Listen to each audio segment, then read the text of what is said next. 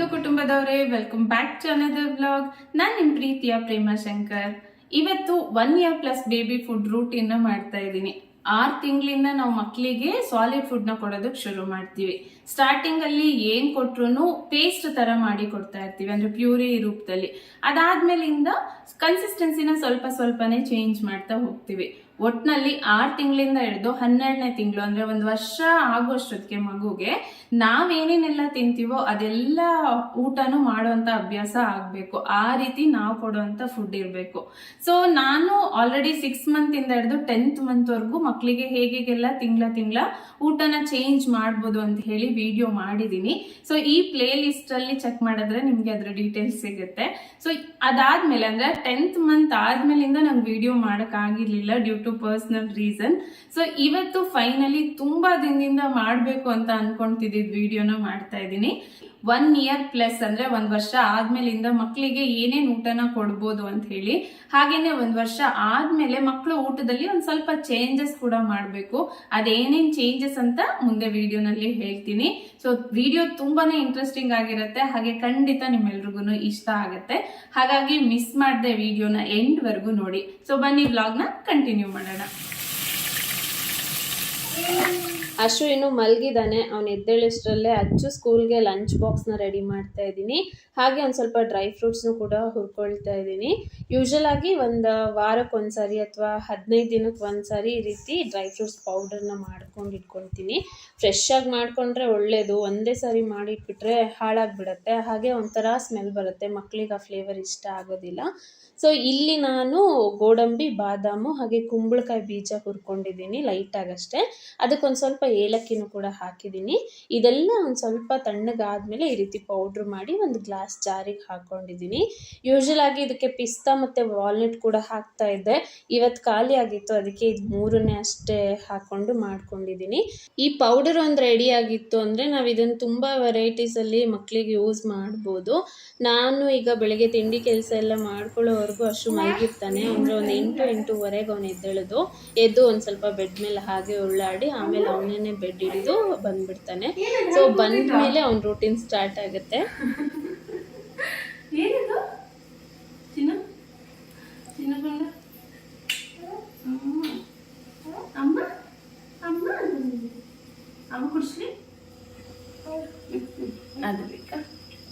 ಅದು ಬೇಕಾ ನನ್ನಿಂದ ಹೊರಗೋಗೋಣ.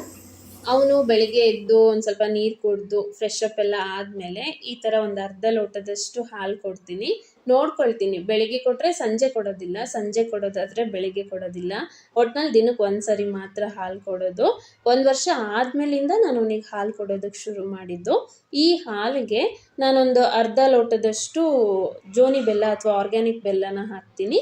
ಹಾಗೆ ರೆಡಿ ಮಾಡಿ ಇಟ್ಕೊಂಡಿರೋಂಥ ಡ್ರೈ ಫ್ರೂಟ್ಸ್ ಪೌಡರ್ನ ಕೂಡ ಅರ್ಧ ಚಮಚದಷ್ಟು ಹಾಕಿ ಮಿಕ್ಸ್ ಮಾಡಿ ಕೊಡ್ತೀನಿ. ಒಂದು ವೇಳೆ ಈ ಪೌಡ್ರ್ ಖಾಲಿ ಆಗಿದ್ದರೆ ಈ ಬೆಲ್ಲದ ಜೊತೆ ಒಂದು ಸ್ವಲ್ಪ ಅರಿಶಿನದ ಪುಡಿ, ಅಂದರೆ ಚಿಟಿಕೆಯಷ್ಟು ಅರಿಶಿನದ ಪುಡಿನ ಹಾಕಿ ಕೊಡ್ತೀನಿ. ಇದರಿಂದ ಕಫ ಕಡಿಮೆ ಆಗುತ್ತೆ ಮಕ್ಕಳಿಗೆ ಅಂತ ಹೇಳ್ತಾರೆ. ಸೊ ಒಟ್ನಲ್ಲಿ ಹೊರಗಡೆಯಿಂದ ನಾನು ಯಾವುದು ರೆಡಿಮೇಡ್ ಪೌಡರ್ನ ತಂದು ಹಾಲಲ್ಲಿ ಮಿಕ್ಸ್ ಮಾಡಿ ಕೊಡೋದಿಲ್ಲ. ಇನ್ನು ನಾನು ಅವನಿಗೆ ಈ ರೀತಿ ಕ್ಲಾತ್ ಡೈಪರ್ಸ್ನ ಯೂಸ್ ಮಾಡ್ತೀನಿ. ಒಳಗಡೆ ಫುಲ್ ಸಾಫ್ಟ್ ಕಾಟನ್ ಮೆಟೀರಿಯಲ್ ಇರುತ್ತೆ, ಮೇಲ್ಗಡೆ ವಾಟರ್ ಪ್ರೂಫ್ ಮೆಟೀರಿಯಲ್ ಇರುತ್ತೆ, ಜೊತೆಗೆ ಈ ರೀತಿ ಪ್ಯಾಡ್ಸ್ ಕೂಡ ಕೊಟ್ಟಿರ್ತಾರೆ. ಇದನ್ನು ಫಿಕ್ಸ್ ಮಾಡಿ ಯೂಸ್ ಮಾಡೋದು ಮಕ್ಕಳಿಗೆ ತುಂಬಾ ಕಂಫರ್ಟಬಲ್ ಇರುತ್ತೆ. ಆರಾಮಾಗಿ 4-5 ಸುಸ್ಸುನ ಇದು ಹೀರ್ಕೊಳ್ಳುತ್ತೆ. ಜಸ್ಟ್ ಇದನ್ನು ನಾವು ಒಂದ್ಸಾರಿ ಪರ್ಚೇಸ್ ಮಾಡಿದ್ರೆ ಒಂದು 3 ವರ್ಷದವರೆಗೂ ಕೂಡ ಯೂಸ್ ಮಾಡ್ಬೋದು. ಹಾಗೆಯೇ ಚಿಕ್ಕ ಮಕ್ಕಳಿಂದ ಹಿಡಿದು ಒಂದು 3 ವರ್ಷದ ಮಕ್ಕಳವರೆಗೂ ಯೂಸ್ ಮಾಡ್ಬೋದು ಅನ್ನಲ್ವಾ. ಹೇಗೆ ಅಂದರೆ ಇದರಲ್ಲಿ ಬಟನ್ಸ್ ಕೊಟ್ಟಿರ್ತಾರೆ, ಅವ್ರ ಸೊಂಟದ ಸೈಜಿಗೆ ಅದನ್ನು ಫಿಟ್ ಮಾಡ್ಕೊಳ್ಳೋದು ಅಷ್ಟೇ. ಇನ್ನು ಮಾರ್ನಿಂಗ್ ಟೈಮಲ್ಲೂ ಯೂಸ್ ಮಾಡ್ಬೋದು, ನೈಟ್ ಟೈಮಲ್ಲಿ ಕೂಡ ಯೂಸ್ ಮಾಡ್ಬೋದು.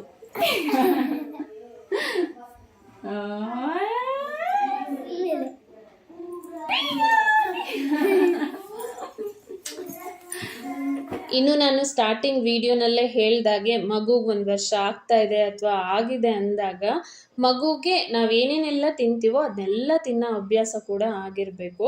ಸೊ ನಾನೀಗ ಬೇಳೆ ಮತ್ತು ಸೊಪ್ಪಿನ ಸಾರು ಮಾಡ್ತಾ ಇದ್ದೀನಿ. ಸೊ ಎಲ್ಲ ಬೇಳೆ ಸೊಪ್ಪು ಬೇಯಿಸ್ಕೊಂಡಿದ್ದೀನಿ, ಅದ್ರ ಜೊತೆ ಒಂದು ಕ್ಯಾರೆಟ್ ಕೂಡ ಹಾಕಿದ್ದೆ. ನಿನ್ನೆ ನೈಟು ಅಷ್ಟು ನೀಟಾಗಿ ಊಟ ಮಾಡಿರಲಿಲ್ಲ, ಅದಕ್ಕೆ ನಂಗೆ ಗೊತ್ತಿತ್ತು ಅವ್ನು ಬೆಳಿಗ್ಗೆ ಅಷ್ಟು ಅಂದರೆ ನಾನು ಅಡುಗೆ ಎಲ್ಲ ಕಂಪ್ಲೀಟ್ ಮಾಡೋವರೆಗೂ ಅವ್ನು ತಡೆಯೋದಿಲ್ಲ ಅಂತ. ಸೊ ಅದಕ್ಕೆ ಈ ಕ್ಯಾರೆಟ್ನ ಇವಾಗ ಅವನಿಗೆ ಕಟ್ ಮಾಡಿಕೊಡ್ತೀನಿ. ಕೊಡ್ತಾ ಇದ್ದೀನಿ. ಬೆಳಿಗ್ಗೆ ಎದ್ದು ಈ ಥರ ಏನಾದರೂ ಅವನಿಗೆ ಕೊಟ್ಬಿಟ್ರೆ ಅವ್ನು ತುಂಬ ಖುಷಿ ಪಡ್ತಾನೆ.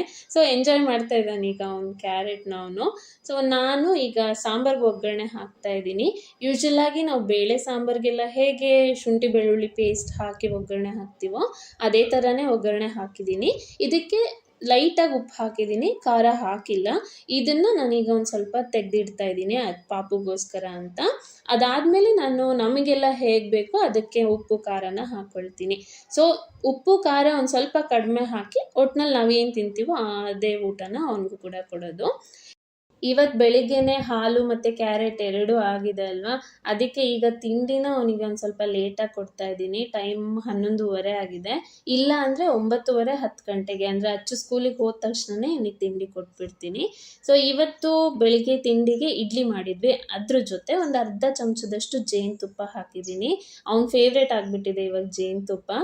1 ವರ್ಷ ಆದಮೇಲೆ ನಾನು ಹಾಲು, ಜೇನುತುಪ್ಪ, ಮೊಟ್ಟೆ ಎಲ್ಲದನ್ನು ಇವನಿಗೆ ಕೊಡೋದಕ್ಕೆ ಶುರು ಮಾಡಿದ್ದು. ಯೂಶಲಾಗಿ ಹುಟ್ಟಿರೋಂಥ ಮಕ್ಕಳಿಗೇ ಜೇನುತುಪ್ಪನ ನೆಕ್ಕಿಸ್ತಾರೆ. ಆದರೆ ಮೆಡಿಕಲಿ ಏನು ಹೇಳ್ತಾರೆ ಅಂದರೆ 1 ವರ್ಷದ ಒಳಗಿರೋ ಮಕ್ಕಳಿಗೆ ಜೇನುತುಪ್ಪ ಕೊಡಬಾರ್ದು, ಅವರಿಗೆ ಡೈಜೆಷನ್ ಸರಿ ಹೋಗೋದಿಲ್ಲ ಅಂತ ಹೇಳ್ತಾರೆ. ಸೊ ನಾನು ಅದನ್ನೇ ಫಾಲೋ ಮಾಡಿದ್ದು. ಅಮ್ಮ ಒಂದು ಸರಿ ಏನೋ ನೆಕ್ಸಿದ್ರು 6 ತಿಂಗಳಲ್ಲೇನೋ, ಬಟ್ ಅದಾದಮೇಲೆ ನಾನು ಕೊಟ್ಟಿರಲಿಲ್ಲ. ಈಗ 1 ವರ್ಷ ಆದಮೇಲೆ ಅವನಿಗೆ ಜೇನುತುಪ್ಪ ಕೊಡ್ತಾ ಇದ್ದೀನಿ. ನೆಕ್ಸ್ಟು ಊಟ ಆದಮೇಲೆ ಇಮಿಡಿಯೇಟಾಗಿ ಸ್ನಾನ ಮಾಡಬಾರ್ದು ಅಂತ ಹೇಳ್ತಾರೆ. ಅದಕ್ಕೆ ಒಂದು ತಿಂಡಿ ಎಲ್ಲ ಮುಗಿದು ಒಂದು ಅರ್ಧ ಮುಕ್ಕಾಲು ಗಂಟೆ ಆಟ ಆಡ್ಕೊಂಡ್ಮೇಲೆ ಎಣ್ಣೆ ಮಸಾಜ್ ಮಾಡಿ ಸ್ನಾನ ಮಾಡಿಸಿದ್ದು. ಸೊ ಎಣ್ಣೆ ನಾನು ನಾರ್ಮಲಾಗಿ ಪ್ಯಾರಾಚೂಟ್ ಕೋಕೋನಟ್ ಆಯಿಲ್ನೇ ಯೂಸ್ ಮಾಡ್ತೀನಿ. ಇದನ್ನು ಸ್ವಲ್ಪ ಬಿಸಿ ಮಾಡಿ ಮೈಗೆಲ್ಲ ಹಚ್ಚಿ ಸ್ನಾನ ಮಾಡಿಸೋದು. ಸ್ನಾನ ಮಾಡಿಸ್ಲಾ? ಓಯ್ ಸ್ವಲ್ಪ ಮಾಡಿಸ್ತೀನಿ, ಯಾಕೋಬೇಡ ಶಾನ. ಇಲ್ಲಿ ಇಲ್ಲಿ ಇಲ್ಲಿ ಇಲ್ಲಿ ಇಲ್ಲಿ ಮಸಾಜ್ ಮಾಡೋಣ. ಇಲ್ಲಿ ಬೇಡ, ಶಾನ ಮಾಡಬೇಕಪ್ಪ, ಮಾಡಬೇಕಪ್ಪ ಸ್ನಾನ ಅಂದರೆ ಅಳು ಬಂದ್ಬಿಡ್ತೈತೆ ಅದಕ್ಕೆ. ಅದೇನು ಅವನಿಗೆ ಸ್ನಾನ ಅಂದ್ರೇ ಈ ಥರ ಅಳಕ್ಕೆ ಶುರು ಮಾಡ್ತಾನೆ, ಮೊದಲಿಂದನೂ ಅಷ್ಟೇ. ಸೊ ಎಣ್ಣೆ ಸ್ನಾನ ಎಲ್ಲ ಮಾಡಿಸಿ ಈಗ ಮಲಗಿಸ್ತಾ ಇದ್ದೀನಿ. ಯೂಶಲಾಗಿ ಈಗ ನಾನು ಜೋಲಿನಲ್ಲಿ ಹಾಕೋದನ್ನ ಕಡಿಮೆ ಮಾಡ್ತಾ ಇದ್ದೀನಿ. ಯಾಕೆಂದರೆ ಹೊರಗಡೆ ಎಲ್ಲೂ ಹೋದ್ರೂ ಜೋಲಿನೇ ಕೇಳ್ತಾರೆ. ಅದಕ್ಕೆ ಈ ಥರ ಕಾಲ ಮೇಲೆ ಅಥವಾ ಬೆಡ್ ಮೇಲೆ ಹಾಗೆ ಮಲಗೋ ಅಭ್ಯಾಸ ಮಾಡಿದ್ರೆ ಸೊ ಹೊರಗಡೆ ಎಲ್ಲಾದರೂ ನಾವು ಹೋಗಿ ಬರೋದಕ್ಕೂ ಆರಾಮ್ ಅನಿಸುತ್ತೆ. ಜೊತೆಗೆ ನಾನು ಅವನಿಗೆ ಇನ್ನೂ ಬ್ರೆಸ್ಟ್ ಫೀಡ್ ಮಾಡ್ತಾ ಇದ್ದೀನಿ. ಈ ಮೊನ್ನೆ ಒಬ್ಬರು ನನಗೆ ಕಮೆಂಟ್ ಮಾಡಿದರು, ಅಕ್ಕ ಬ್ರೆಸ್ಟ್ ಫೀಡ್ ಮಾಡೋದನ್ನ ನಾನು ನಿಲ್ಲಿಸ್ಬೇಕು ಅಂತ ಇದ್ದೀನಿ, ಅದಕ್ಕೆ ಹೇಗೆ ಅಂತ ನನಗೆ ವಿಡಿಯೋ ಮಾಡಿ ಅಂತ ಹೇಳಿ. ಆದಷ್ಟು 1.5-2 ವರ್ಷದವರೆಗೂನಾದರೂ ಮಕ್ಕಳಿಗೆ ಬ್ರೆಸ್ಟ್ ಫೀಡ್ ಮಾಡೋದು ಒಳ್ಳೆಯದು. ಯಾಕೆಂದರೆ ಈಗಿನ ಆಹಾರದಲ್ಲಿ ಏನೂ ಇಲ್ಲ. ಸೊ ಅಟ್ಲೀಸ್ಟ್ ಈ ಸ್ಟಾರ್ಟಿಂಗ್ ಸ್ಟೇಜಲ್ಲೇ ಅವರು ಹೆಲ್ದಿ ಆಗಿದ್ದರೆ ಒಳ್ಳೇದಲ್ವಾ. ಅನಿವಾರ್ಯ ಇದ್ದರೆ, ಅಂದರೆ ವರ್ಕಿಂಗ್ ವುಮೆನ್ಸ್ ಇರ್ತಾರೆ, ಅವ್ರು ಹೊರಗಡೆ ಹೋಗಬೇಕಿರುತ್ತೆ, ಅಥವಾ ಮಕ್ಕಳಿಗೆ ಈ ಟೈಮಲ್ಲಿ ಹಲ್ಲು ಬಂದಿರುತ್ತೆ, ಅವರು ಕಚ್ಚಿ ಏನೋ ಗಾಯ ಮಾಡಿರ್ಬೋದು, ಅಂಥ ಟೈಮಲ್ಲಿ ಬಿಡಿಸ್ಬೋದು. ಇಲ್ಲ ಅಂದರೆ ಅಟ್ಲೀಸ್ಟ್ 1.5-2 ವರ್ಷದವರೆಗೂ ಕೊಡ್ಸೋದಕ್ಕೆ ಪ್ರಯತ್ನ ಪಡಿ. ಇನ್ನು ಅವ್ನು ಮಲಗಿದ ಮೇಲೆ ನಾನು ಮಧ್ಯಾಹ್ನದ ಅಡುಗೆನ ಶುರು ಮಾಡಿದ್ದೀನಿ. ಇಲ್ಲಿ ಹೂಕೋಸು ಪಲ್ಯ ಮಾಡ್ತಾ ಇರೋದು.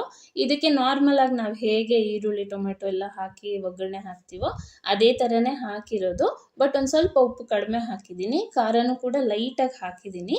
ಇದೆಲ್ಲದನ್ನೂ ಚೆನ್ನಾಗಿ ಬೆಂದಾದಮೇಲೆ ಪಾಪುಗೆ ಅಂತ ಸ್ವಲ್ಪ ತೆಗೆದಿಟ್ಟು ಆಮೇಲೆ ನಮಗೆ ಬೇಕಾಗಿರೋಷ್ಟು ಉಪ್ಪು ಮತ್ತು ಖಾರನ ಹಾಕ್ಕೊಂಡು ಬೇಯಿಸ್ಕೊಳ್ತಾ ಇದ್ದೀನಿ. ಇವತ್ತು ಅಶುಗೆ ಲಂಚ್ಗೆ 2 ಐಟಮ್ ಇದೆ. ಪಲ್ಯನೂ ತೆಗೆದಿಟ್ಟಿದ್ದೀನಿ, ಜೊತೆಗೆ ಬಿಸಿ ರೊಟ್ಟಿ ಮಾಡಿದ್ರು ಅತ್ತೆ. ರೊಟ್ಟಿ ಜೊತೆ ನಾನು ಬೆಳಿಗ್ಗೆ ತೆಗೆದಿಟ್ಟಿದ್ದಂಥ ಸೊಪ್ಪು ಮತ್ತು ಬೇಳೆ ಸಾಂಬಾರನ್ನ ಕೂಡ ಹಾಕಿ ನೆನೆಸಿಟ್ಟಿದ್ದೀನಿ. ನೋಡೋಣ ಅವ್ನಿಗೆ ಯಾವ್ದು ಇಷ್ಟ ಆಗುತ್ತೋ ಅದನ್ನು ಅವ್ನು ತಿಂತಾನೆ. ಸೊ ಈ ಥರ ತಲೆ ಸ್ನಾನ ಎಲ್ಲ ಮಾಡಿಸಿದ್ರೆ 1-2 ಅವರ್ಸ್ ಮಲಗ್ತಾನೆ. ಈಗ ನಂದು ಅಡುಗೆ ಎಲ್ಲ ಮುಗಿಯೋಷ್ಟರಲ್ಲೇ ಎದ್ದು ಬಂದ ತಕ್ಷಣವೇ ಮತ್ತೆ ಒಂದು ಸ್ವಲ್ಪ ನೀರನ್ನ ಕೊಡ್ತಾ ಇದ್ದೀನಿ. ಮಕ್ಳಿಗೆ ಬಾಯಿರೋದಿಲ್ಲ ಅಲ್ವಾ, ಅವ್ರು ಹೇಳೋದಕ್ಕಾಗೋದಿಲ್ಲ ನೀರು ಬೇಕು ಅಂತ ಹೇಳಿ. ಸನ್ನೆ ಮಾಡ್ಬೋದು ನಿಜ, ಆದರೂ ಅವ್ರಿಗೆ ಗೊತ್ತಾಗೋದಿಲ್ಲ ಬಾಯಾರಿಕೆ ಆಗಿದೆ ಅಂತ ಹೇಳಿ. ಸೊ ಅದರಲ್ಲೂ ಈಗ ಬಿಸಿಲು ಬೇರೆ ಜಾಸ್ತಿ ಇರುತ್ತೆ, ನಾವೇನೇ ಅದನ್ನು ಅರ್ಥ ಮಾಡಿಕೊಂಡು ಪದೇ ಒಂದು ಸ್ವಲ್ಪ ನೀರನ್ನ ಕುಡಿಸ್ತಾ ಇರಬೇಕು. ನೀರು ಕುಡಿಸ್ಲಿಲ್ಲ ಅಂದರೆ ಬಾಡಿ ಡಿಹೈಡ್ರೇಟ್ ಆಗಿಬಿಡುತ್ತೆ, ಆಮೇಲೆ ಮತ್ತೆ ಒಂದರಿಂದ ಇನ್ನೊಂದು ಪ್ರಾಬ್ಲಮ್, ಹೆಲ್ತ್ ಇಶ್ಯೂ ಸ್ಟಾರ್ಟ್ ಆಗುತ್ತೆ. ಸೊ ಒಂದು ಅರ್ಧ ಗಂಟೆಗೆ ಒಂದ್ಸರಿ ಅಥವಾ ಮಲಗಿ ಎದ್ದ ತಕ್ಷಣ ಒಂದು ಸ್ವಲ್ಪ ನೀರು ಕುಡಿಸ್ಬೇಕು. ಅವ್ರು ಕುಡಿಯಲ್ಲ, ಬಟ್ ನಾವೇನೇ ಏನೋ ಒಂದು ಕತೆ ಹೇಳಿ ಕುಡಿಸ್ಬೇಕು, ಅಥವಾ ಸಿಪ್ಪರ್ನ ಕೂಡ ಕೊಡ್ಬೋದು. ಆದರೆ ಡಾಕ್ಟರ್ಗಳೆಲ್ಲ ಹೇಳೋದೇನು ಅಂದರೆ ನಿಪ್ಪಲ್ ಅಥವಾ ಸಿಪ್ಪರ್ನ ಮಕ್ಳಿಗೆ ಆದಷ್ಟು ಕೊಡಬೇಡಿ ಅಂತ. ಯಾಕೆ ಅಂದರೆ ಅವ್ರು ಕುಡಿಯುವಾಗ ಅವ್ರ ಎಂಜಲು ಅದ್ರಲ್ಲಿ ಬಿದ್ದಿರುತ್ತಲ್ವ, ಮತ್ತೆ ಅದನ್ನೇ ಕುಡಿದಾಗ ಅವ್ರಿಗೆ ಬೇಗ ಇನ್ಫೆಕ್ಷನ್ ಆಗ್ಬೋದು, ಪದೇ ಪದೇ ಹುಷಾರು ತಪ್ಪೋ ಥರ ಆಗ್ಬೋದು ಅಂತ ಹೇಳಿ. ಈಗ ಅಷ್ಟೊಂದು ಲಂಚ್ ಟೈಮ್, ನಾನು ಅವನಿಗೆ ನೆನೆಸಿರೋ ರೊಟ್ಟಿ ಮತ್ತು ಹೂಕೋಸು ಎರಡನ್ನೂ ಕೊಡ್ತಾ ಇದ್ದೀನಿ. ಆದರೆ ಅವನಿಗೆ ರೊಟ್ಟಿ ಇಷ್ಟ ಆಗ್ತಾ ಇಲ್ಲ. ರೊಟ್ಟಿ ಜೊತೆ ಈಗ ಸಾಂಬಾರು ಹಾಕಿದ್ದೀನಿ. ಸಾಂಬಾರು ನಾನು ತೆಗ್ದಿಟ್ಟಿಲ್ಲ ಅಂದರೆ ಹಾಲನ್ನ ಕೂಡ ಹಾಕ್ಕೊಡ್ತೀನಿ. ಚಪಾತಿ ಜೊತೆ ಹಾಲು, ರೊಟ್ಟಿ ಜೊತೆ ಹಾಲು ಹಾಕ್ಕೊಟ್ಟು ಅದ್ರ ಮೇಲೆ ಒಂದು ಸ್ವಲ್ಪ ಬೆಲ್ಲ ತುಪ್ಪ ಹಾಕಿದ್ರೆ ಅದು ಕೂಡ ಮಕ್ಳಿಗೆ ತುಂಬ ಇಷ್ಟ ಆಗುತ್ತೆ.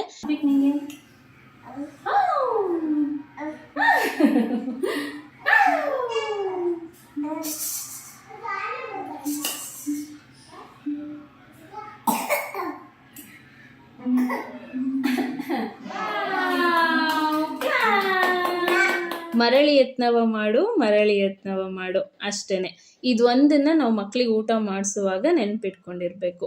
ಮಕ್ಕಳು ಬೇಡ ಅಂತಾರೆ ಅಂತ ಹೇಳಿ ಅವ್ರಿಗೊಂದು ಮೊಬೈಲ್ನ ಹಚ್ಕೊಟ್ಟು, ಅಂದರೆ ಯಾವುದೋ ಒಂದು ಕಾರ್ಟೂನ್ ಹಚ್ಕೊಟ್ಟು ಊಟ ಮಾಡಿಸೋದು ತುಂಬಾ ಈಸಿ.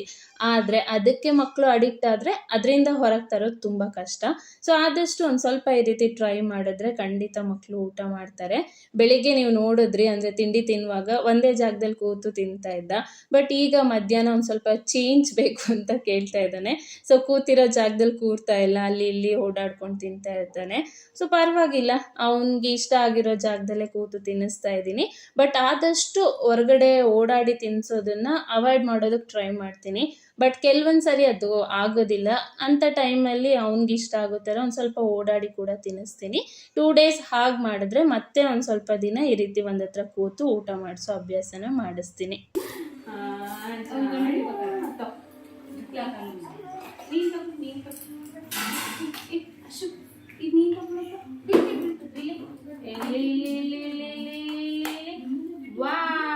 ಈ ಒಂದು ಊಟ ಎಲ್ಲ ಮುಗಿಯೋಷ್ಟರಲ್ಲೇ ಅಚ್ಚು ಕೂಡ ಸ್ಕೂಲಿಂದ ಬಂದುಬಿಡ್ತಾನೆ. ಅವನು ಬಂದ ಮೇಲೆ ಇವನೊಂದು ಸ್ವಲ್ಪ ಓವರ್ ಆ್ಯಕ್ಟಿವ್ ಆಗಿಬಿಡ್ತಾನೆ. ನಿಂತ ಹತ್ರ ನಿಂತ್ಕೊಳ್ಳೋದಿಲ್ಲ, ಕುತ್ಕೊಂಡ ಹತ್ರ ಕುತ್ಕೊಳ್ಳೋದಿಲ್ಲ, ಅಷ್ಟು ಓಡಾಡ್ತಾ ಇರ್ತಾರೆ. ಸೊ ಈಗ ಬೆಡ್ ಮಸ್ತಿ ಮಾಡ್ತಾ ಇದ್ದಾರೆ, ಚೆನ್ನಾಗಿ ಆಟ ಆಡ್ಕೊಳ್ತಾರೆ. ಒಂಥರ ನೋಡೋದಕ್ಕೆ ಖುಷಿ ಆಗುತ್ತೆ ಅವ್ರು ಆಟ ಆಡೋದನ್ನ. ಸೊ ಆಟ ಎಲ್ಲ ಮುಗಿದ ಮೇಲೆ ಒಂದೊಂದು ಸಾರಿ ನಿದ್ದೆ ಮಾಡಿಬಿಡ್ತಾನೆ. ನಿದ್ದೆ ಮಾಡಿಲ್ಲ ಅಂದರೆ ಒಂದು ಸ್ವಲ್ಪ ವಾಕಿಂಗ್ ಕರ್ಕೊಂಡು ಹೋಗ್ತೀನಿ. ಮಧ್ಯಾಹ್ನ 1-2 hours ಮಲಗಿರ್ತಾನಲ್ವ, ಇನ್ನು ಸಂಜೆ 1 hour ಮಲಗ್ತಾನೆ.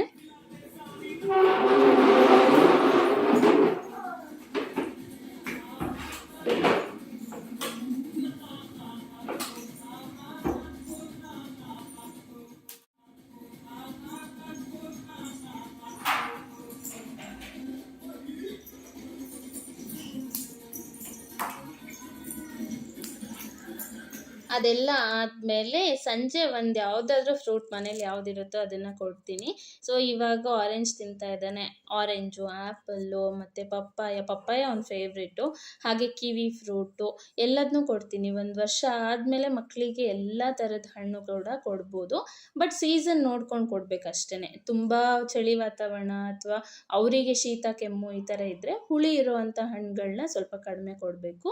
ಸೊ ಬಾಳೆಹಣ್ಣನ್ನು ಒಂದು ಸ್ವಲ್ಪ ಆ ಟೈಮಲ್ಲಿ ಅವಾಯ್ಡ್ ಮಾಡಬೇಕು. ಅದಿಲ್ಲ ಅಂದರೆ ಆರಾಮಾಗಿ ಎಲ್ಲ ಹಣ್ಣು ಕೂಡ ಕೊಡ್ಬೋದು.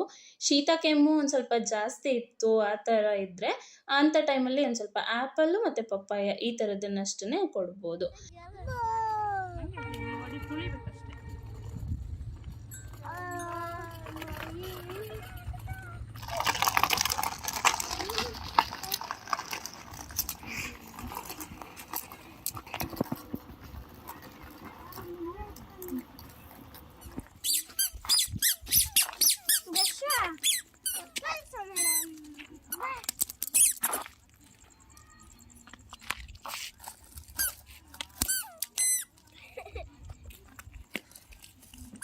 ಇವತ್ತು ವಾಕಿಂಗ್ ಹೋಗಿ ಬಂದಮೇಲೆ ಮಲಗಿದ್ದಾನೆ.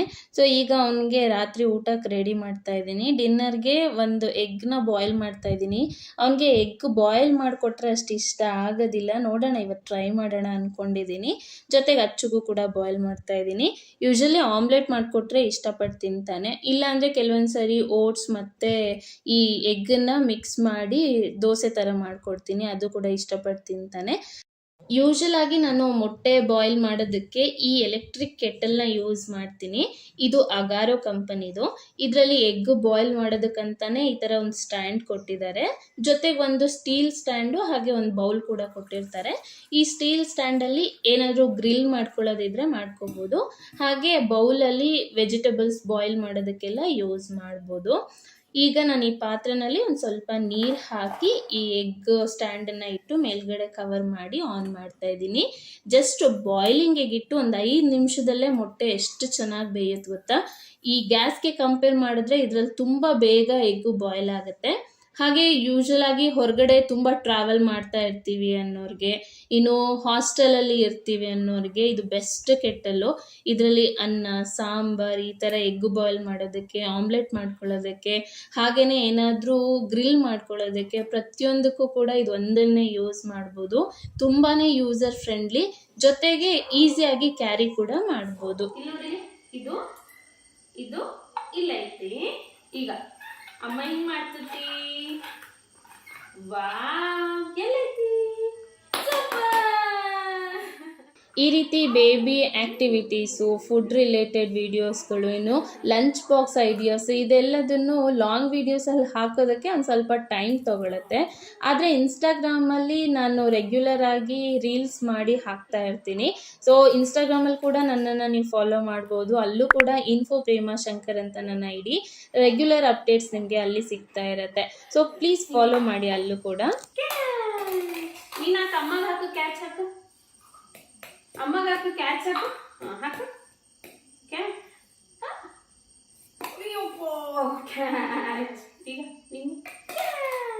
ಈಗ ಈ ಬಾಯ್ಲ್ ಆಗಿರೋ ಎಗ್ನ ಚಿಕ್ಕ ಚಿಕ್ಕದಾಗಿ ಕಟ್ ಮಾಡ್ತಾ ಇದ್ದೀನಿ. ಯಾಕೆಂದರೆ ಅಷ್ಟೊಗೆ ಇಟ್ಕೊಂಡು ತಿನ್ನೋದಕ್ಕೆ ಈಸಿ ಆಗಲಿ ಅಂತ. ನಾನು ಲಾಸ್ಟ್ 8 ಅಥವಾ 9 ಮಂತ್ಸ್ ವೀಡಿಯೋನಲ್ಲಿ ಈ ಎಗ್ ಎಲ್ಲೋನ ಮಗುಗೆ ಕೊಡಬೇಕು ಮಕ್ಕಳಿಗೆ ಅಂತ ಹೇಳಿದ್ದೆ. ನಾನು ಕೂಡ ಅಷ್ಟೊಗೆ ಟ್ರೈ ಮಾಡಿದ್ದೆ. ಕೆಲವೊಂದು ಮಕ್ಕಳಿಗೆ ಅದು ಇಷ್ಟ ಆಗುತ್ತೆ, ಕೆಲವೊಬ್ರಿಗೆ ಇಷ್ಟ ಆಗಲ್ಲ. ಅಷ್ಟೊಗೆ ಅದು ಅಷ್ಟಾಗಿ ಇಷ್ಟ ಆಗಲಿಲ್ಲ. ಅದಕ್ಕೆ ನಾನು ಮತ್ತೆ ಅಲ್ಲೇ ಸ್ಟಾಪ್ ಮಾಡಿ ನೆಕ್ಸ್ಟ್ ಅದನ್ನು 1 ವರ್ಷ ಆದಮೇಲೆ ಕೊಡೋದಕ್ಕೆ ಶುರು ಮಾಡಿದ್ದೆ. ಈಗ ಎಗ್ ಮೇಲೆ ಒಂದು ಸ್ವಲ್ಪ ಕಾಳು ಮೆಣಸು ಅಂದರೆ ಪೆಪ್ಪರ್ ಪೌಡರು, ಸ್ವಲ್ಪ ಜೀರಿಗೆ ಪೌಡರ್ನ ಹಾಕಿದ್ದೀನಿ. ಜೊತೆಗೆ ಲೈಟಾಗಿ ಉಪ್ಪನ್ನ ಹಾಕಿ ಅವನಿಗೆ ಕೊಡ್ತೀನಿ. ಇದ್ರ ಜೊತೆಗೆ ಒಂದು ಸ್ವಲ್ಪ ಅನ್ನ ಮತ್ತು ರಸಮ್ ಕೂಡ ಕೊಡ್ತೀನಿ. ಯೂಶಲಿ ಅವನು ಈ ಬಾಯ್ಲ್ ಆಗಿರೋ ಎಗ್ನ ತಿನ್ನಲ್ಲ, ನಂಗೆ ಗೊತ್ತು. ಆದರೂ ಕೂಡ ಟ್ರೈ ಮಾಡ್ತಾ ಇದ್ದೀನಿ ಅಷ್ಟೇ. ಸ್ವಲ್ಪನಾದರೂ ತಿನ್ನೋದನ್ನ ಅಭ್ಯಾಸ ಮಾಡಿಕೊಂಡ್ರೆ ನೆಕ್ಸ್ಟ್ ಈಸಿ ಆಗುತ್ತಲ್ವ, ಅದಕ್ಕೆ. ಜಾನಿ ಜಾನಿ eating sugar, no papa. Telling lies, no papa. Open your mouth. Open your mouth.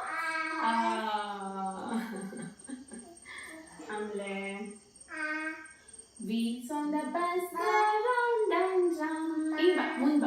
Munde. Yes, good boy.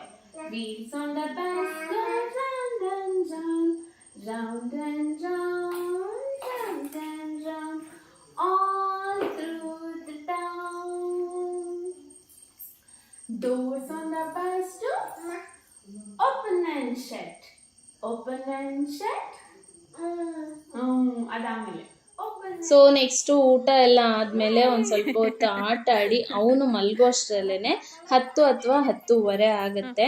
Until and unless ನಾನು ಹೋಗಿ ಬೆಡ್ ಮೇಲೆ ಮಲ್ಗೋವರೆಗೂ ಅವನಂತೂ ನಿದ್ದೆ ಮಾಡೋದಿಲ್ಲ. ಸೊ ಇಷ್ಟೊತ್ತಿಗೆ ಮಲ್ಗಿದ್ರೆ ಬೆಳಿಗ್ಗೆ 8 ಅಥವಾ 8:15 ಎದ್ದೇಳ್ತಾನೆ. ಕಣ್ಮುಚ್ಚು. ಡ್ರಾಮಾ. ಓ ಲಾಲಿ ಲಾಲಿ ಮಾಡು. ಓಮಲ್ಲ, ಲಾಲಿ ಲಾಲಿ ಲಾಲಿ. ಸೊ ನನ್ನ 1 ವರ್ಷ 2 ತಿಂಗಳು ಮಗನ ಕಂಪ್ಲೀಟ್ ಡೇ ರೂಟೀನ್ ನ ಈಗ ನಿಮ್ ಜೊತೆ ಶೇರ್ ಮಾಡಿದ್ದೀನಿ. ಐ ಹೋಪ್ ಇವತ್ತಿನ ಈ ವ್ಲಾಗ್ ನಿಮ್ಮೆಲ್ರಿಗೂ ಖಂಡಿತ ಇಷ್ಟ ಆಗಿದೆ. ಹಾಗೆ ಕೆಲವೊಬ್ಬರಿಗೆ ಯೂಸ್ ಕೂಡ ಆಗುತ್ತೆ ಅಂತ ಅನ್ಕೊಂಡಿದ್ದೀನಿ. ಯೂಸ್ ಆಗುತ್ತೆ ಅನ್ನೋದಾದರೆ ತಪ್ಪದೆ ನನಗೆ ಕಮೆಂಟ್ ಮಾಡಿ ತಿಳಿಸಿ. ಜೊತೆಗೆ ಇವತ್ತೇ ಫಸ್ಟ್ ಟೈಮ್ ನನ್ನ ಚಾನಲ್ ವಿಡಿಯೋ ನೋಡ್ತಾ ಇದ್ದರೆ ಪ್ಲೀಸ್ ಚಾನಲನ್ನು ಸಬ್ಸ್ಕ್ರೈಬ್ ಮಾಡಿಕೊಂಡು ಪಕ್ಕದಲ್ಲಿರೋ ಬೆಲ್ ಐಕಾನ್ನು ಕೂಡ ಕ್ಲಿಕ್ ಮಾಡಿ. ಹಾಗೆ ಈ ವಿಡಿಯೋ ನಿಮಗೆ ಇಷ್ಟ ಆಗಿದ್ರೆ ಪ್ಲೀಸ್ ಲೈಕ್ ಮಾಡಿ. ಸಿಗ್ತೀನಿ ಮತ್ತೊಂದು ವ್ಲಾಗಲ್ಲಿ. ಬಾಯ್, ಥ್ಯಾಂಕ್ ಯು.